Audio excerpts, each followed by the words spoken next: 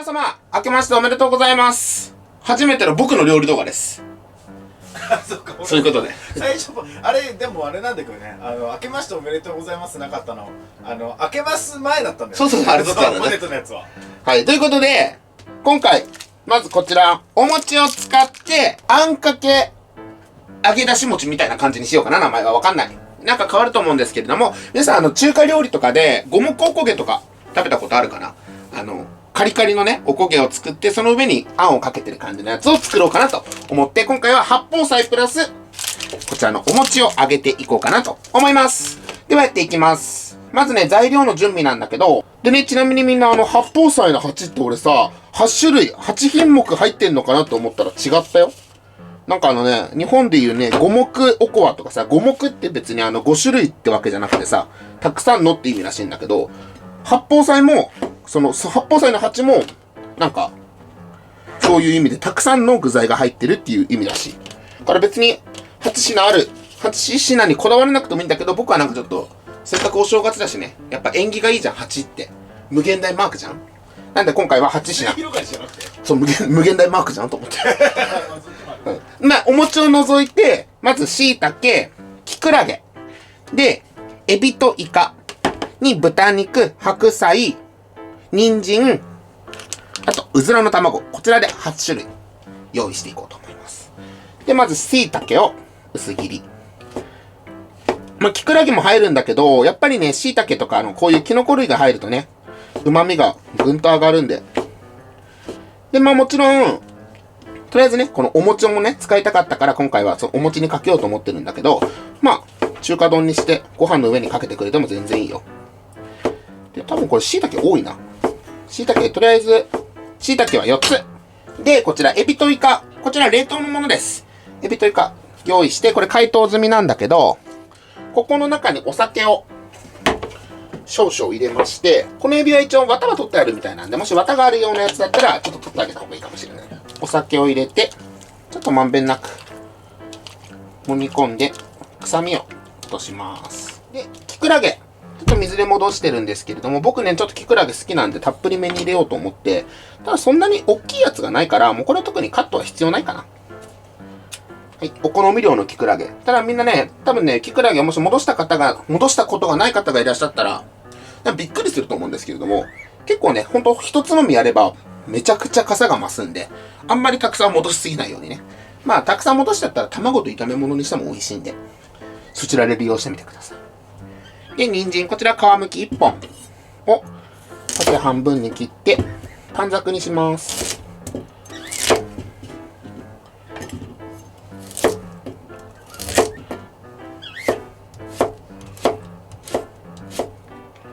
人参は短冊切りと。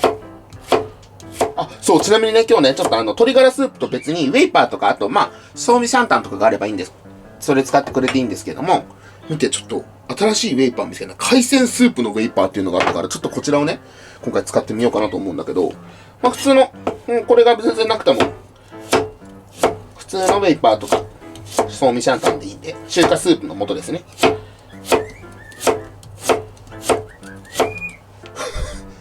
この音入ってんのかな？今ね、これうちにいるオカメインコのホタテちゃんがね、最近なんかすごい歌い始めたんですよね。人参カット終了。そしてあと白菜ですね。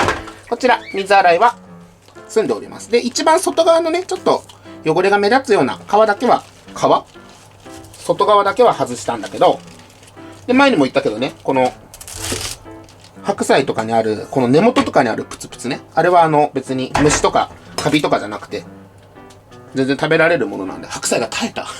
美味しくなるために頑張って。そう。頑張った証拠なんだよね。そう。ストレスにさらされながらも耐え抜いた白菜の証なんで食べてあげてください。まあただそう思ってあるかもしれないから、ちゃんとね根元を洗ってね、もしかしたら本当に虫がいるかもしれないからね。はい、じゃあほぼほぼ材料のカットは終了なので、あとはちょっとお肉に軽く下味だけつけますね。お肉今回 300g です。先ほどの海鮮類と同様にお酒を目分量でいいんで少量ちょりっと入れて、であと塩コショウも軽くしときます。塩コショウして、ちょっと揉み込んで、お酒をなじませて、あとくっついてるやつを離してあげて、俺が思ってる以上にちょっとここの豚肉、長かったから、ホイコーローとかに入ってるぐらいの大きさの豚肉にしてほしいんで、一辺がこれくらいかな。はい、じゃあ豚肉にお酒と塩コショウが軽く馴染んだら、ここに軽く片栗粉入れて、絡みやすくするとお肉が硬くならないようにね。あと味が馴染みやすいように。片栗粉を軽くまぶしてあげてます。揚げます。そしたら先ほどのお酒を入れた海鮮類。こちらも余計なものを落としたら、この中にもちょっとだけ片栗粉を入れてあげてください。うっすら衣がついて味が馴染みやすくなるのと。はい、OK。じゃあちょっとお餅揚げる前に先に八宝菜から作っちゃいます。では、熱したフライパンにごま油をちょっと多めに入れてあげてください。最初に衣がついてるお肉とかから揚げて焼いていくんで、ちょっと油が多めの方がいい感じにカリッと仕上がりそうですね。はい。じゃあちょっとしっかりめにフライパン温めてあげたら、ここに豚肉投入。ほい。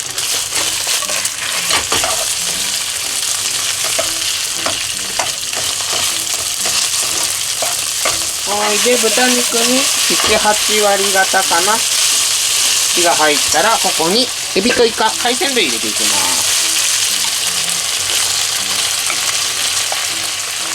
す。で、冷凍のものをね、使う場合はしっかりと解凍してから入れてあげてね。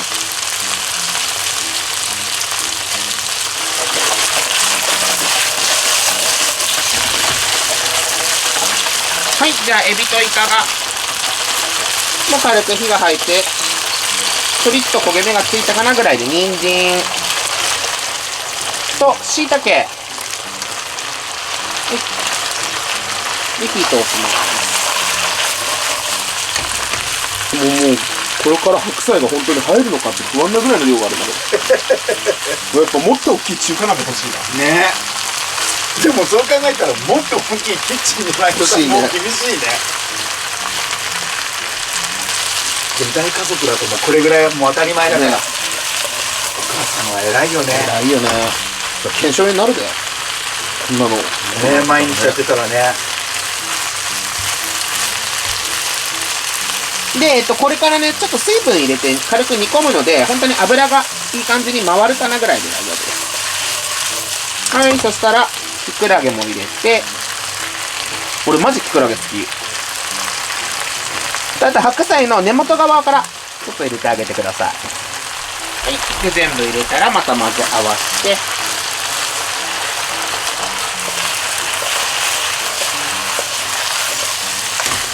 はい、で材料がまた軽く回ったら残りの白菜も全部入れちゃって具だくさんで、今回のね結構たっぷりな量だったらここにお水を 300cc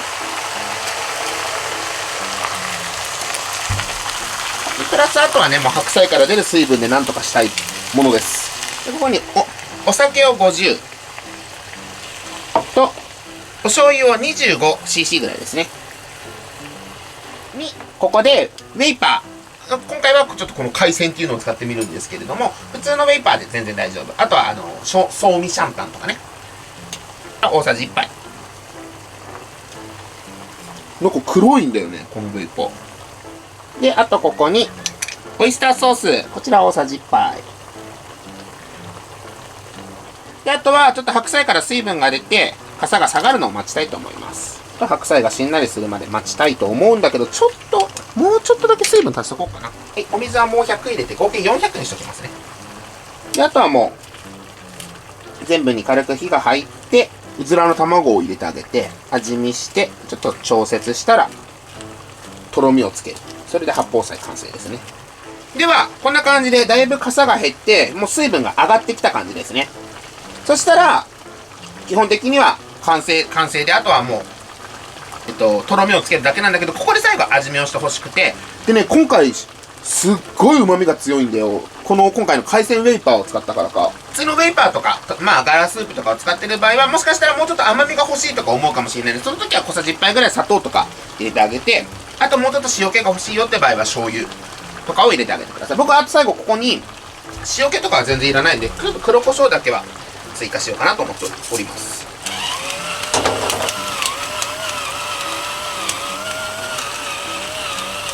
ちょっとね、味を締めたいんで。はい、そしたらうずら卵で、まあちょっとうずらの卵入れたんでね、割れないようにちょっとここから優しく混ぜ合わせて、で、まあ皆さんの食感がね、どれがお好みかはわかんないんですけれども、白菜はくったくたになるまで煮込んでもいいし、まだ全然今これ食感が残ってるぐらいなんで、この辺からはどれくらい煮込むかはあとはもう皆さんお任せです。で、煮込みすぎた場合はちょっとだけ水分足してあげないと味は濃くなっちゃうかもしれないんで注意して。そしたら最後ここに水溶き片栗粉を入れていきます。そしたら火は一旦止めるか一番弱火までして、水溶き片栗粉で、僕は結構しっかりとろみがついてるのが好きなんで、しっかりと今回はやっちゃいます。で、とろみをつける際に注意なのが、この水溶き片栗粉を入れたら軽く混ぜ合わせつつ火は強火で、まず最初にね、しっかりととろみをつけてください。じゃないと、時間経ったらね、このとろみが戻っちゃって水っぽくなるんで、もともと白菜からね、まだ多分水分は出始めるので、しっかりとろみをつけた方が、仕上がりがしっかりとお餅に絡んで美味しくなると思います。はい、じゃあこれで、八宝菜の部分完成。じゃああとちょっとお餅揚げちゃいます。では、お餅揚げていきます。まあ、170から180度ぐらいの温度。この箸入れたら、まあ、ちょっとこれ水分さっき含んでたんだけど、しっかりシュワーって出る感じね。そしたらお餅。ただ水分があるとね、ちょっと跳ねるかもしれないんで注意してね。いきます。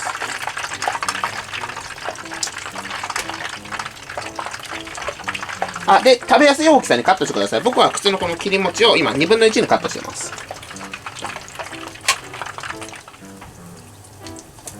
多分なんかこの感じだとそこまで心配いらないかなと思うけど、お餅って急に来るじゃん。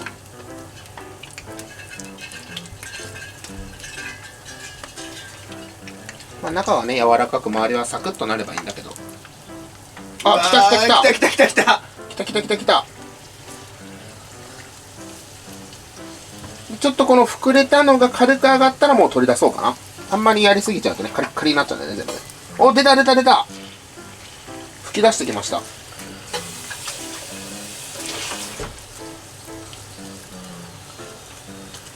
わー、めっちゃうまそうそれ。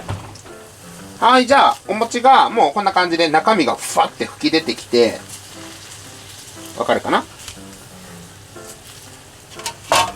こんなもんで大丈夫です。そしたら取り出してあげて、残りのお餅も揚げていってください。では残りもあと揚げていくんだけど、あとはこちらのお餅に先ほどの八宝菜上からあんをかけて実際食べていきたいと思います。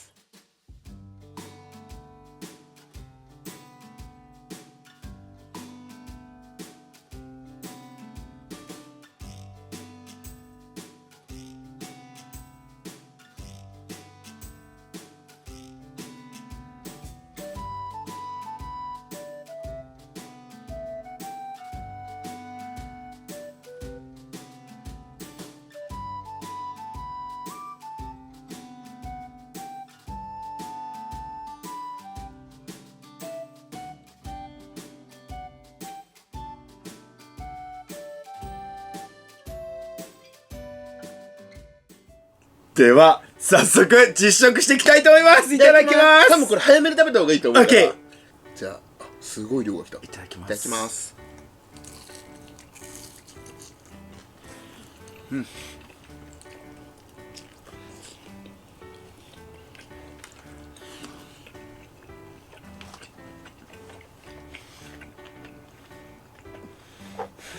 うますぎる。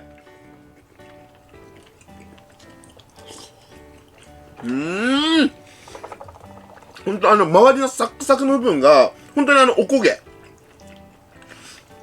海鮮おこげみたいなの食べてるみたいな感じのサックサク感。本当にこいちゃんが今言ってくれたことリピートしちゃうんだけど、周りが本当にねサクッとしてるのもあるし、焼いてるのとやっぱ違うね。味なじみも全然違う。なんか絡んでるよく、あんがうまっ。もうさ、作ってる段階からさ、ずっと思ってたんだけど、多分見てくださってる方もみんな思ってると思うんだけど、もうアレンジの域超えちゃってんだよね。もう普通にもう、ちゃんとした料理なんだよね。すごすぎるんだけど。うまい、マジで。もう海鮮の旨味たくさんも使ってるっていうのもあるかもしれないけど、ウェイパーだね。海鮮の旨味がすごい。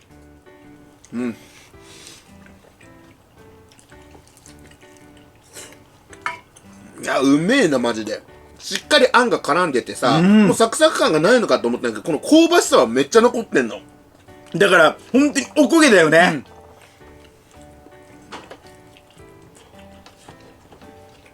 あともう本当に毎回言うけど、こうちゃんの料理はもう具が惜しみないから、もうその時点でお店よりも全然美味しいんだよね。もう最強なんだけど。これもう本当に毎年作ってもらいたいぐらいのレベルでうまいわ。このために持ち変わるよね。めっちゃうまいわ、こうちゃん。ご飯で食べたいんだけど。ね、余ったの絶対ご飯で食べたい。ちょっと餅だけでも今食べちゃって。確かに。せっかく。そうだね、ご飯で食べよう。ご飯食べよう。まあ言うてもこれ米だしね、合わないわけないもんね。ということで、本日はですね、余ったお餅で作るアレンジレシピですね、おこうちゃんに作っていただいたんですけども、もうね、アレンジではないね。料理だね。もはやもうね、一品料理。ちゃんとした料理。めちゃくちゃ美味しいです。で、さっき、途中でね、何回も言ってるんですけど、お餅揚げるとこんなに香ばしさが残るんだっていうぐらい、もちろんね、食べたては、サクサクしてるんだけど、それがなかったとしても、もう香りでも美味しいです。めちゃくちゃ。本当におこげの味がするんだよね。ね。それがすごく美味しかったっていうのと、やっぱこの八宝菜のね、この具沢山。こんだけ具があると、めちゃくちゃ美味しいのはもちろんだけど、やっぱ食感なんだよね。いろんなこの食感が楽しめるから、ずっと飽きない。